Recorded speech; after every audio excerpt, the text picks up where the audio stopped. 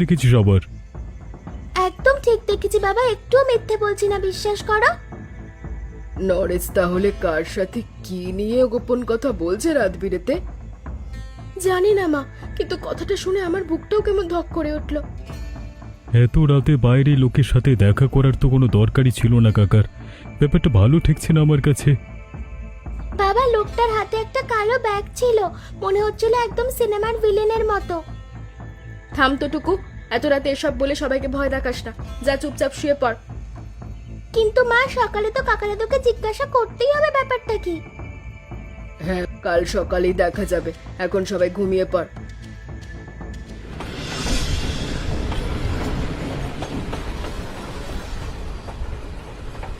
জানো অভি, ছোটবেলায় রথযাত্রার দিনটার জন্য সারা বছর অপেক্ষা করতাম আমি। আর এখন অপেক্ষা করছো মায়ের হাতে নাড়ু খাওয়ার জন্য, তাই তো? ধরে ফেলেছো তাহলে, তোমাকে না চেনাই যায় না মাঝে মাঝে। বাহ, বিয়ের 1 বছরের এই বরের চরিত্র বোঝা গেল বুঝি। শুধু চরিত্র না, তোমার পেটুক স্বভাবটাও ভালোই বুঝে গেছি।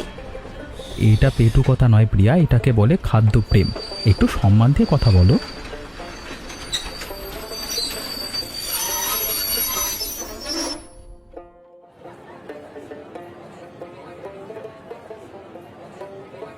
বাবু, জিলিপি নেবেন? গরম গরম একদম টাটকাই মাত্র ভাজলাম। কত করে কেজি দাদা? 80 টাকা কেজি বাবু, খাঁটি জিনিস। এত দাম! শ্বশুরবাড়ির গ্রামে এসেও যদি ঠকতে হয় তাহলে তো বড় মুশকিল।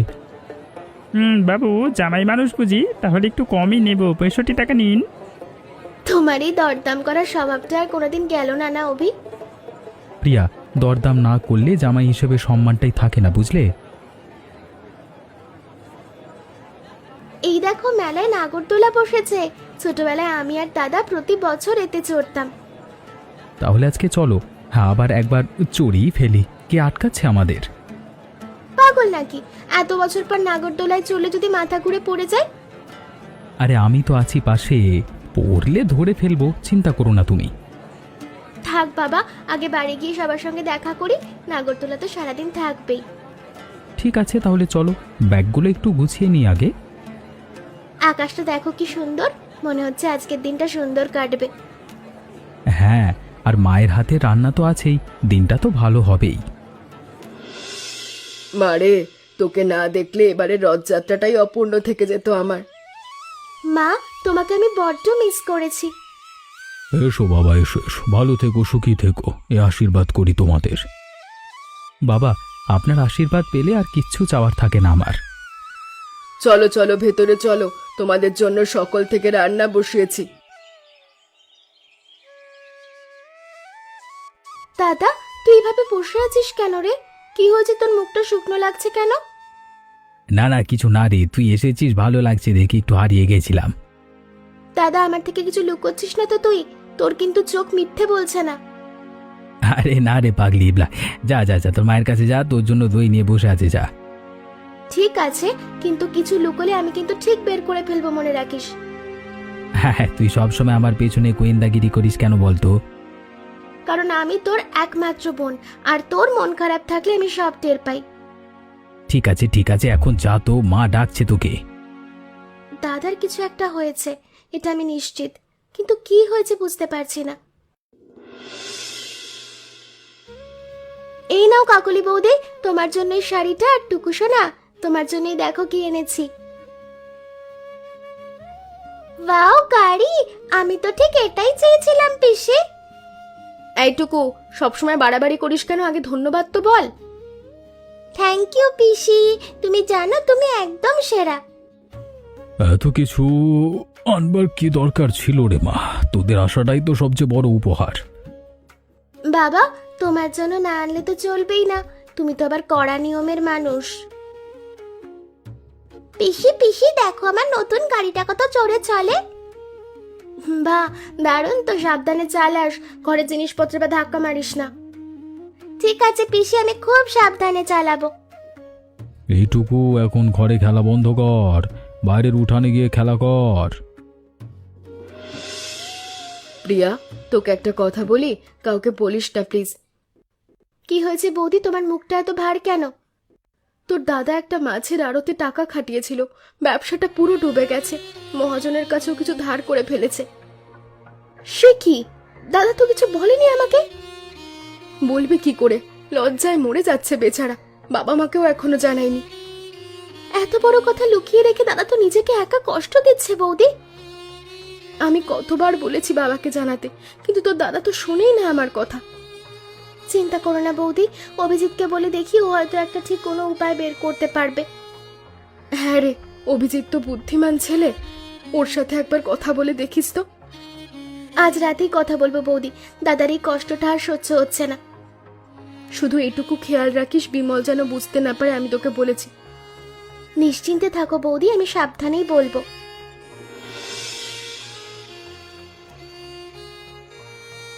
রমেশদা, একটা কথা বলি, রাগ করো না। তোমার ভাই নরেশকে সেদিন শহরে এক দালালের সাথে জমির কাগজ বাবু কথা নিয়ে দেখলাম। জমির কাগজ? কিসের জমি বলছো তুমি হরিপদ? তা তো জানি না দাদা, কিন্তু কানে এলো কথাটা, তাই ভাবলাম তোমাকে জানিয়ে রাখি। নরেশ তো আমাকে কিছুই বলেনি এ ব্যাপারে। ব্যাপারটা কি হতে পারে বলতো? চিন্তা করো না রমেশদা, হয়তো ভুল শুনেছি, তবু বলে রাখা ভালো ভেবেছিলাম। দাদা, একা একা ছাদে কি করছেন এত রাতে? শরীর ঠিক আছে তো? কিছু না রে, এমনি একটু হাওয়া খেতে এলাম, ঘুম আসছিল না। দাদা, আপনার চোখ দেখি বোঝা যাচ্ছে কিছু একটা লুকাচ্ছেন, আমাকে বলা যায় না? থাক অভিজিৎ, এসব কথা তোকে বলে লজ্জা দেওয়ার কোনো মানে হয় না। দাদা, পরিবার মানে তো লজ্জা ভাগ করে নেওয়া, একা একা বওয়া না। ব্যবসায় বড় লোকসান হয়েছে রে অভিজিৎ, মহাজনের কাছেও ধার হয়ে গেছে, কি করব বুঝতে পারছি না। দাদা, এই কথাটা তো বাবাকে জানানো দরকার ছিল, একা এত বড় বোঝা বাবা ঠিক না। জানি রে, কিন্তু বাবার চোখে ছোট হয়ে যাওয়ার ভয়টাই আমাকে চুপ করেই রেখেছে। দাদা, বাবা আপনাকে ছোট ভাববেন না, বরং সাহায্য করবেন। বাবা মা কখনো সন্তানের বিপদে মুখ ফিরিয়ে নেন না। তুই ঠিক বলছিস হয়তো, কিন্তু আমার সাহসই হচ্ছে না বলবার। চিন্তা করো না দাদা, আমি আছি তোমার পাশে, একসাথে বাবাকে বলবো, দেখবে ঠিক সমাধান হয়ে যাবে। তুই আসাতে যেন একটু সাহস পাচ্ছি রে অভিজিৎ। এই তো ভালো লাগে। চলো চলো, এবার একটু ঘুমাতে যাই, কালকে অনেক কাজ আছে। বিমল বাবু, 3 মাস হয়ে গেল, টাকাটা কেন দিন এল না? মালিক আর সময় দিতে রাজি না এরপর। অরিন্দা, আর কটা দিন সময় দিন, ব্যবস্থা করছি আমি। হ্যাঁ, রথযাত্রার পরেই কিন্তু আর কোনো ছাড় নেই বলে দিলাম বিমল বাবু। কিসের টাকা হরেন বিমল, এসব কি শুনছি আমি? বাবা, তোমাকে বলা হয়নি ব্যবসায় লোকসান হয়ে গেছিল? একটু বসুন, চা খেয়ে যান, তারপর কথা হবে। না বৌদি, এখন সময় নেই, তবে কথাটা মনে রাখবেন। বিমল, এত বড় বিপদে পড়েও তুই আমাকে একটা বার বললি না কেন রে? বাবা, তোমাকে হতাশ করব ভেবে বলতে পারিনি, ক্ষমা করো আমাকে।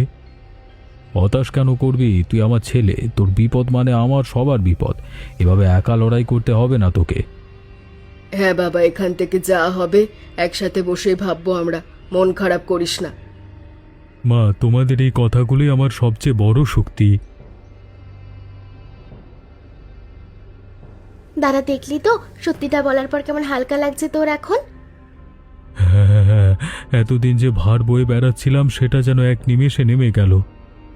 এই তো দাদা, এবার আমরা সবাই মিলে বসে একটা প্ল্যান করি কিভাবে ধারটা মেটানো যায়।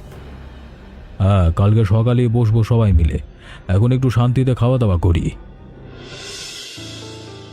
নরেশ, তুই নাকি শহরের দালালের সাথে জমির কথা বলছিলিস, সত্যি করে বল তো কি হচ্ছে এসব? দাদা, ওসব কিছু না, তুমি শুধু শুধু চিন্তা করো না। কিছু না মানে কি? পুরো গ্রাম জানে আর আমি ঘরের বড় ছেলে হয়ে জানি না? বাপ ঠাকুর তার ভিটে বিক্রির পরিকল্পনা করছিস নাকি তুই? দাদা, বিশ্বাস করো, রথযাত্রার পরেই সব বুঝতে পারবে, এখন প্লিজ এসব আমার জিজ্ঞেস করুন আমাকে। নরেশ, এই বাড়িতে গোপনীয়তার কোনো জায়গা নেই, এটা তোকে মনে রাখতে হবে। দাদা, আমাকে একটু সময় দাও, একটাই অনুরোধ, আমি এই পরিবারের খারাপ কখনো কিচ্ছু করবো না, এটুকু বিশ্বাস রাখো। প্রিয়া, তুমি কিছু বুঝতে পারছো? কাকা এমন করছেন কেন এভাবে? জানি না অভি, কিন্তু আমার মন যেন ভয় ভয় লাগছে। কাকা তো সাধারণত এরকম লুকোচুরি করেন না। চলো একটু নজির রাখি ব্যাপারটায়। কিছু একটা গোলমাল মনে হচ্ছে। হ্যাঁ, আমারও তাই মনে হচ্ছে। কাকার চোখে মুখে অন্যরকম একটা উদ্বেগ দেখলাম। তোমরা কি নিয়ে কথা বলছো গো এখানে? মুখগুলো এত গম্ভীর কেন? বৌদি, নরেশ কাকা যদি জমি নিয়ে কি একটা গোপন ব্যাপার করছেন, বাবা জিজ্ঞাসা করলেও কিছু বলছেন না। সে কি? এই বাড়িতে তো এমনিতেই একটা সমস্যা চলছে, আবার নতুন এসব কি? চিন্তা করো না, কালকে রথযাত্রার দিন সব পরিষ্কার হয়ে যাবে বলেছেন কাকা নিজেই। হ্যাঁ, ততক্ষণ অপেক্ষা করা ছাড়া কোনো উপায় নেই আমাদের। চলো ততক্ষণে রান্নাঘরের কাজে হাত লাগাই। বসে বসে চিন্তা করে তো লাভ নেই। ঠিক বলেছ বৌদি, চলো আমিও সাহায্য করি। আমিও যাই একটু বাজারের দিকে, কিছু জিনিস আনা দরকার কালকের জন্য।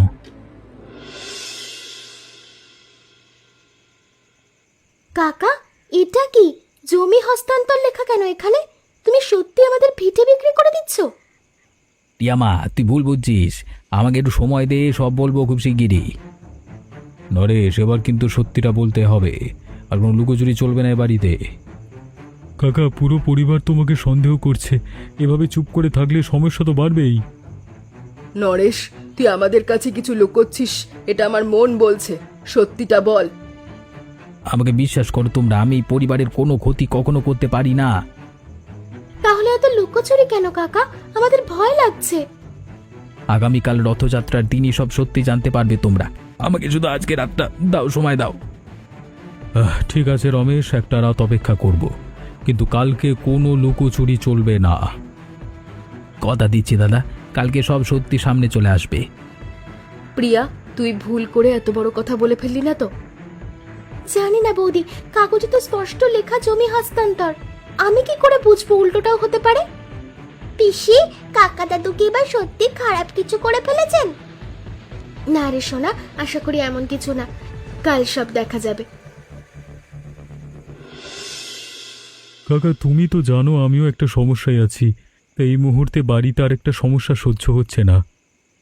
জানি রে বিমল, তোর কষ্টের কথা আমিও শুনেছি। বিশ্বাস কর, আমি যা করছি তা এই পরিবারের ভালোর জন্যই করছি। তাহলে এখনই বলে দাও না কাকা, কেন এত অপেক্ষা করাচ্ছ আমাদের? একটু ভরসা রাখ বাবা, কালকে সব বুঝবি। এখন রাত হয়েছে, অনেক, ঘুমিয়ে পড়।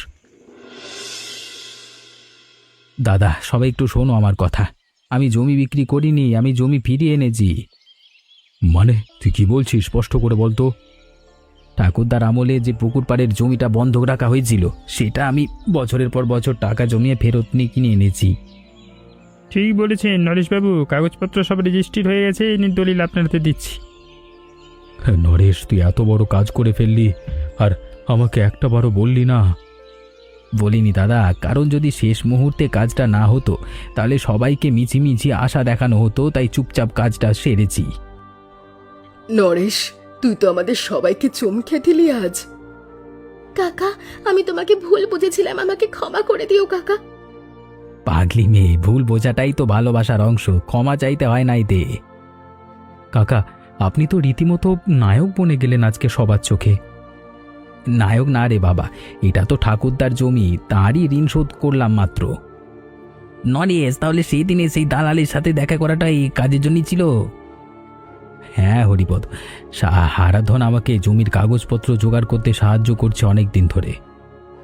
নরেশবাবু বহুদিন ধরে টাকা জমিয়েছেন এই জমির জন্য, আমি শুধু কাগজের কাজটুকু সামলেছি আর কি। কাকা দাদু, তুমি তো এতদিন ধরে সিক্রেট রেখেছিলে, আমাকেও বলনি। তোকে বললে তো সারা গ্রামে রটে যেত রে দুষ্টু। নরেশ, আজ থেকে তুই এই বাড়ির সবচেয়ে বড় গর্বের মানুষ হলি। কাকা, তুমি না থাকলে এই পরিবারের ইতিহাসটাই হয়তো অন্যরকম হতো। আরে বাবা, এই জমি তো আমাদের সবার শেকড়, ফিরিয়ে আনাটা তো আমাদেরই কর্তব্য ছিল। আপনি আমাদের সবার চোখে জল এনে দিলেন আজ আনন্দের। হ্যাঁ, কাদার দিন না রে, আজকে তো হাসার দিন, খুশির দিন।